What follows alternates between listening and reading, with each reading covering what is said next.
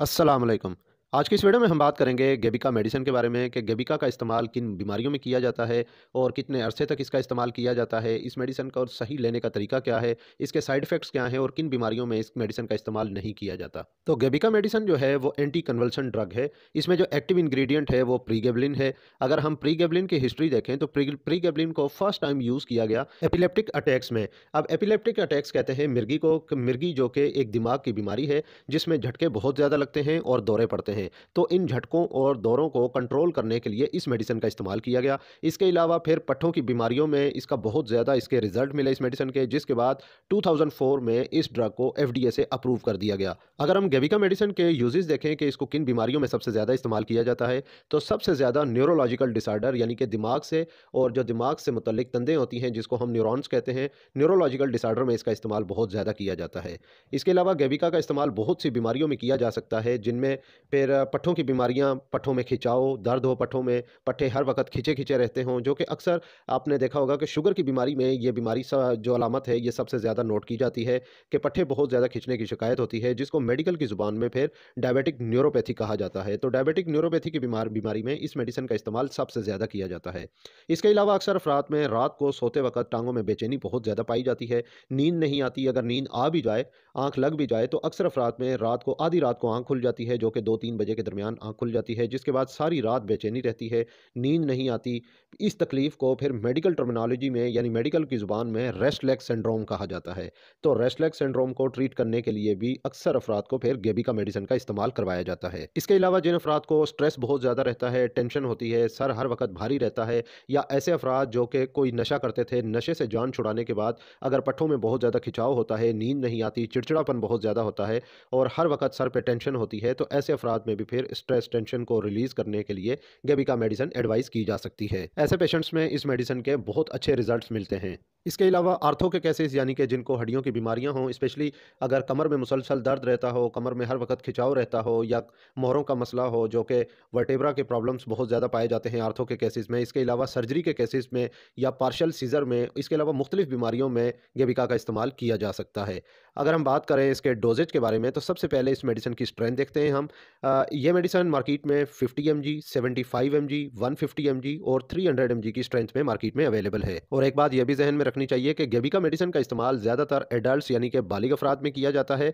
ऐसे अफराद जिन अफराद की उम्र 18 साल से ज़्यादा हो, क्योंकि ये बीमारियां, ये जितने भी प्रॉब्लम्स हैं, ये एडल्ट से यानी कि बालिग अफराद में ये ज़्यादातर पाई जाती हैं। अब इसका डोज डिपेंड करता है पेशेंट की कंडीशन पे और टाइप ऑफ डिजीज़ पे, यानी कि मरीज़ को तकलीफ़ कितनी ज़्यादा है और बीमारी की नोयत क्या है, बीमारी किस किस्म की है, जैसा कि मुख्तलिफ बीमारियों के इसके यूजेस बताए मैंने, फिर उसी हिसाब से इसका डोज एडजस्ट किया जाता है। इसके अलावा फिर सिवेरिटी ऑफ डिजीज़ भी देखा जाता है कि मर्ज़ की शिद्दत कितनी ज़्यादा है। अगर पट्ठों में खिंचाव बहुत ज़्यादा होगा तो फिर डोज भी उसी हिसाब से एडजस्ट करना पड़ेगा, और जैसे जैसे पट्ठों में तकलीफ़ की कमी होती जाएगी, आहिस्ता आहिस्ता फिर डोज भी रिड्यूस किया जाता है, कम कर दिया जाता है। लेकिन अगर हम बात करें इसके इनिशियल डोज के बारे में, यानी कि जहाँ से हम स्टार्ट लेते हैं, तो 50 mg से 75 mg से इसको स्टार्ट किया जाता है। और ये पेशेंट पे डिपेंड करता है कि एक टेबलेट रोज़ाना देनी है, एक कैप्सूल रोज़ाना देना है, या फिर इसका सुबह शाम इस्तेमाल करवाना है। यानी कि मर्ज़ की शिद्दत जितनी ज़्यादा होगी, फिर इसका डोज़ भी उसी हिसाब से एडजस्ट किया जाएगा, जो कि मुख्तलिफ बीमारियों में इसका डोज़ मुख्तलिफ हो सकता है।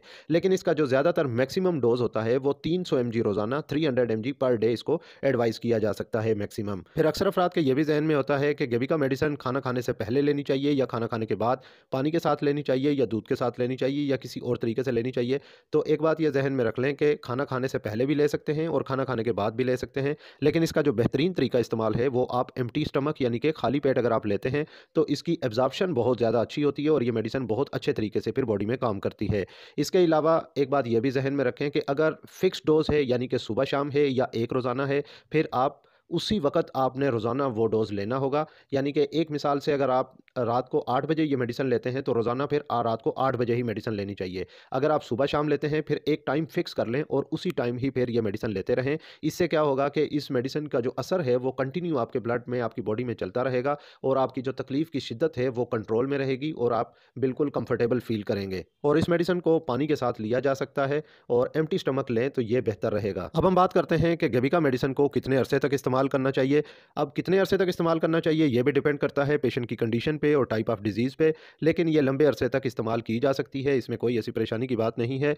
ये डिपेंड करता है कि पेशेंट का जो ट्रीटमेंट है वो कितने अरसे तक चल रहा है, और कुछ पेशेंट्स में तो फिर ये महीनों और कुछ पेशेंट्स में सालों तक भी इस्तेमाल किया जा सकता है। और अगर ये लॉन्ग टर्म कंज्यूम किया जाए इस मेडिसिन को, तो लॉन्ग टर्म लेने से इस मेडिसिन के कोई ऐसे खास साइड इफेक्ट नहीं होते, लेकिन ये डिपेंड करता है कि डॉक्टर की एडवाइस के साथ ही इस मेडिसिन को कंटिन्यू करना चाहिए। खुद से इस मेडिसिन को लॉन्ग टर्म कंटिन्यू नहीं करना चाहिए। अब हम बात करते हैं कि गेबिका मेडिसिन का इस्तेमाल किन बीमारियों में बिल्कुल भी नहीं किया जाता और किन बीमारियों में इसका इस्तेमाल बहुत एहतियात से किया जाता है। ऐसे पेशेंट्स जो कि हार्ट फेलियर की बीमारी के साथ हों, यानी कि जिनका दिल बिल्कुल सही तरीके से काम ना कर रहा हो, या इसके अलावा ऐसे अफराद जो किडनी डिजीज़ यानी कि गुर्दों के अमराज में मुब्तला हों, या लंग्स डिजीज़ या लिवर डिजीज़ के साथ हों, यानी जिगर के अमराज में मुब्तला हों, या फेफड़ों की बीमारी में मुब्तला हों, रेस्पिरेटरी डिसऑर्डर के साथ हों, तो ऐसे अफराद को ये मेडिसिन बहुत एहतियात से इस्तेमाल करनी चाहिए।